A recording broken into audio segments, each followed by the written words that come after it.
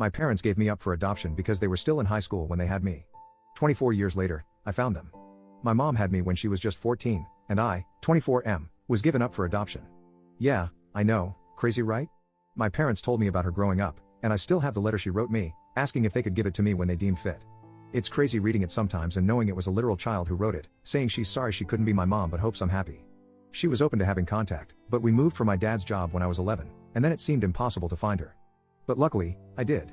She's working at this small restaurant, and I keep going, but she doesn't know it's me. We talk sometimes, and she seems like a nice lady. Sometimes when she says something like, "Do you want a refill, honey?" or uses another term like that, I want to tell her, and let her know that I'm right here. I don't know why it makes me nervous. We talk sometimes, and she seems really genuine. If it's not super busy, she's more open to talking about random stuff. I literally drive 2 hours to come eat at this place just to see her.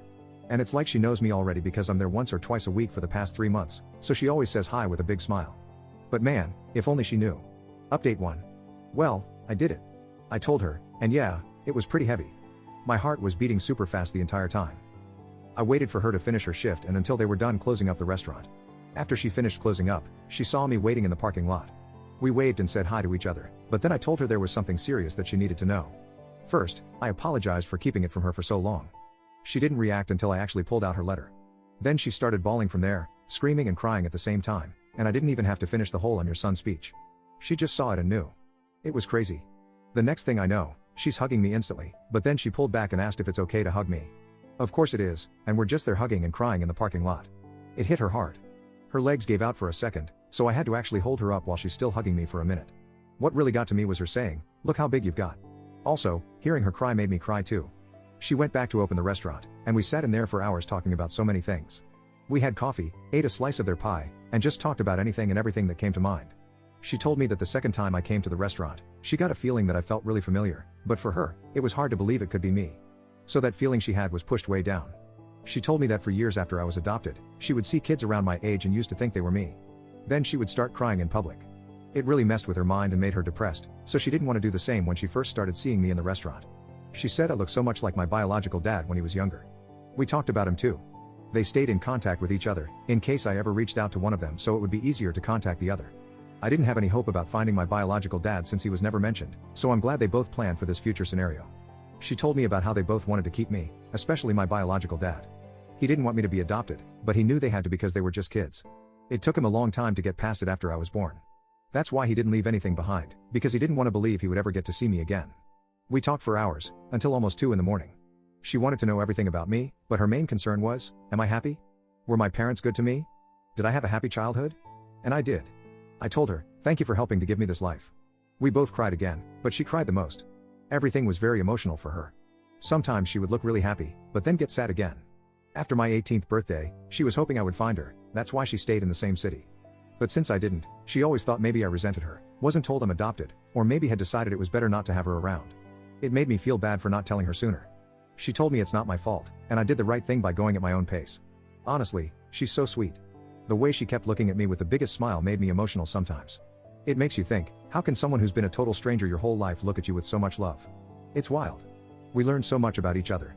She asked me if we could have dinner soon to keep talking, and if, at some point in the future, I'm interested, come over to her house so I can meet her husband. That all sounded really great. We exchanged numbers, and after I left, she sent a text telling me thank you for giving her this gift that she didn't know would ever come. My girlfriend came over, and she hugged me while I cried. I wasn't sad, these were happy tears. Everything went better than I expected. There was still emotionally heavy stuff, but I'm still glad that we got to open up to each other. Update 2. Lots of you asked to let you know how it goes meeting my biological dad, and to say it was emotional is an understatement. To be honest, this was more nerve-wracking for me because I didn't know anything about him. With my bio mom, it was different because I watched her from afar and got to know her a little before it all came out.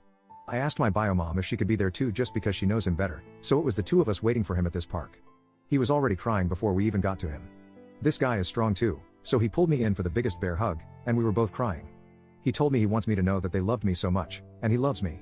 I lost count of how many times he'd come back in for one more hug. This definitely got to him, and he kept saying, "Thank you God," a few times while looking at my face. Hearing him tell me how much they loved me even back then meant so much to me, and not gonna lie, that had me holding him tight too.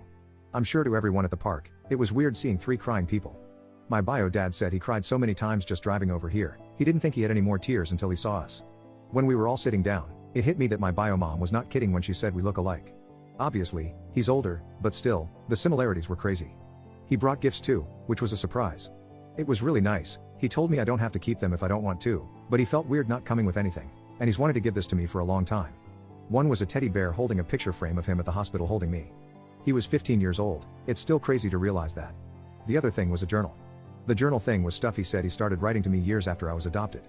He was in therapy, and that helped him cope, thinking he would give them to me one day, his way of still feeling connected to me. I haven't read everything yet, but some of the pages were his thoughts and as if he was talking directly to me. How he felt when they found out she was pregnant, then the adoption, everything going on in his mind when he first got to hold me as a baby. I didn't even know he was at the hospital too. It was not what I was expecting. It really got me. I read some more of what he wrote last night that really got me crying. I'm sad to think how much this affected them emotionally for years. Also, I think it's pretty sweet he wanted to write this for me. We talked about his own life, which was pretty hard, his struggles with home life and the feelings he had about giving me up.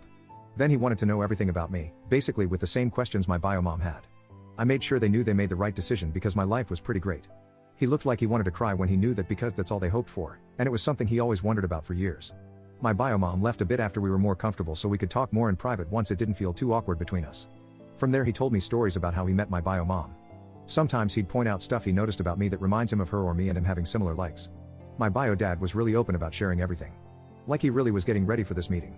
He hoped it would happen and prayed every day to see me again because he had so many things he wanted to tell me. Overall, a really good first meeting. I'm glad how it went. He's open to the idea of meeting my parents.